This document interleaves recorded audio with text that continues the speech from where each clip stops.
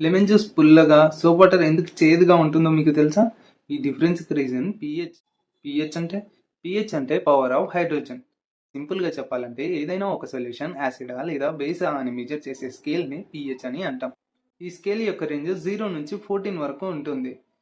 Solution యొక్క pH 7 అయితే neutral అని, 7 కన్నా తక్కువగా ఉంటే యాసిడ్స్ అని, 7 కన్నా ఎక్కువగా ఉంటే బేసెస్ అని అంటాం. సొల్యూషన్లో ఎప్పుడైతే హైడ్రోజన్ అయాన్ కాన్సంట్రేషన్ ఇంక్రీజ్ అవుతుందో pH అనేది డిక్రీజ్ అవుతూ మోర్ పవర్ఫుల్ యాసిడ్స్గా మారుతాయి. అలాగే సొల్యూషన్లో OH minus ion concentration increase అవుతూ ఉంటే pH అనేది ఇంక్రీజ్ అవుతూ మోర్ పవర్ఫుల్ బేసెస్గా మారుతాయి. ఫర్ ఎగ్జాంపుల్, లెమన్ జ్యూస్ యొక్క pH అనేది 2 నుంచి 3 మధ్యలో ఉంటుంది కాబట్టి ఇది యాసిడ్.